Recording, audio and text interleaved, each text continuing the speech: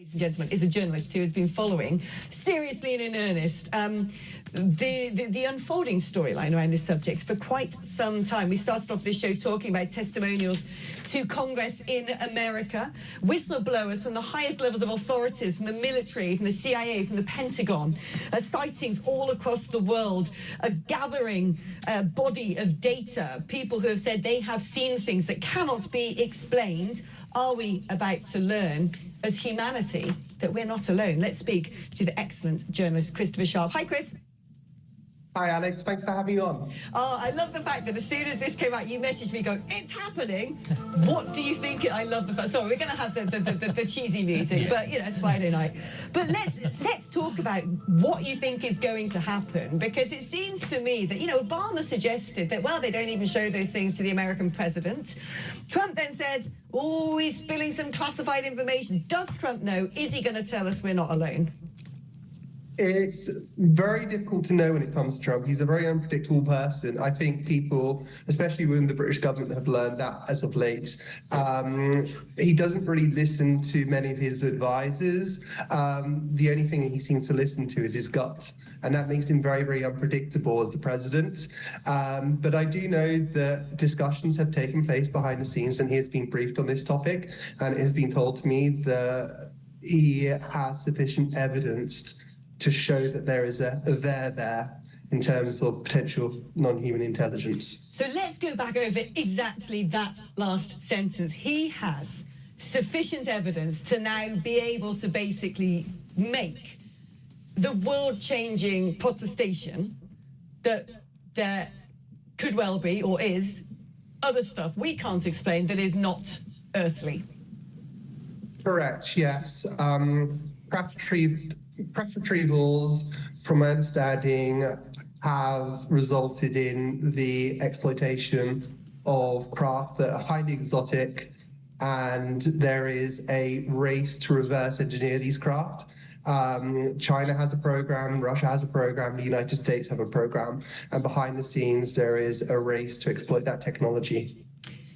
Why do you think? Because there's a lot of things, those of us who follow this topic keenly, I feel like we have been building up to this, and we are being gently massaged into preparedness for such an announcement by a sort of increase in, first of all, the documentaries, then these testimonies in America. Then we're going to have a big documentary in the UK looking at UK observations of phenomena. We've got a very important book that's being published by Penguin from a top KC who himself has spent years gathering testimonies and evidential data on what's been recorded and seen in the United Kingdom. And so it does feel like everything's now coming to a head, that we have been sort of, the carpet has been rolled out, allowing us to slowly walk towards this moment. Yes, these are very, very serious people. Jonathan Kaplan, the KC, who's written the book, which is going to be published in the summer. He's one of the greatest legal minds in the world, not just the country, and he is convinced of this. And the book, I think, will create ripples. And also people within the administration, Marco Rubio, John Radcliffe, have sufficient knowledge of this to believe that there is something to this. In 2023, John Radcliffe, the now CIA director, who was former director of national intelligence at the time, told Pete Hegseth, when he was a presenter on Fox and Friends, that there are objects that he has seen which seem to defy the laws of physics, and that basically it means that the United States is not the dominant power on Earth. And I've had conversations as well. I had a conversation last night with someone who was deputy director of the All Domain Anomaly Resolution Office. He told me that they have seen unidentified anomalous phenomena, which is what they're called, UFOs, in space. And also they have seen objects which have been like hovering and then instantaneously accelerated, including triangular craft that he's seen as well. And it's not theirs. He's asked various agencies, he's spoken to the right people. It's not Russian, it's not Chinese. and it seems beyond the capabilities of what the US or any other terrestrial power has. He's not willing to tell me that it's extraterrestrial or non-human, but he's willing to say that it's unexplained. And this is where we seem to have reached. And I just want to repeat, to reinforce what you've just said. The former director of national intelligence, the now head of the CIA, has said he has seen these crafts with unexplained forms of propulsion that use technology or can move in ways that seem to go beyond our understanding of the laws of physics. These aren't nut jobs sitting in their basements with sort of like a miniature Cape Canaveral tuned into long-wave radio. This is the blimmin' head of the CIA. That's correct. That's correct. And also you've got the former Director of National Intelligence, James Clapper, who stated on the record that there was a UFO program outside of Area 51 where the US Air Force was monitoring UFOs. And my sources have told me that James Clapper, when he was DNI within the Obama administration, alongside Stephanie O'Sullivan, who was his deputy, were running a program to shoot down and retrieve UFOs. That's come to me from free sources. How? I mean, I find this, I am, as you know, Chris, because we've spoken about this at length, that I'm a believer. I just think that, you know, there's so much recording now, but all this information has been classified for reasons of national security, because it does create a new sort of space race, a new arms race, particularly if people are trying to understand how to get on top of some of these novel technologies that may have been observed or even apprehended and examined. But it's amazing how many people have now been totally conditioned to find any conversation around this subject to be sort of unhinged gobbledygook. Yeah, I mean, the implication is that the best trained pilots and naval aviators in the USA are seeing objects that they can't explain over their most sensitive test ranges. And they're really, really concerned because they don't know what these things are, and they outperform their most advanced craft. These things are being seen in space as well. And people who are not read into these programs have no idea what these are. They don't know if they're a threat. And from my understanding, this has been covered up for decades. And it's also been said to me as well that there is a craft which is being kept at Patuxent River, which is a naval facility in Maryland. And it's been there perhaps for decades. Congress have the locations. The president knows the locations where these things are allegedly stored. Some can be moved around, but others can't be moved. But that's the information that's come. I think the thing that a lot of people out there who aren't sort of as into this topic as we are, Chris, would want to ask is, how come, if there are sort of crashed craft and evidence of and observations of perhaps non-human entities, how come it just seems to be people in governments or in private military and arms companies who have this stuff and not, you know, didn't land in Bob and Sue's back garden? Yeah, sure. That's a really, really good question.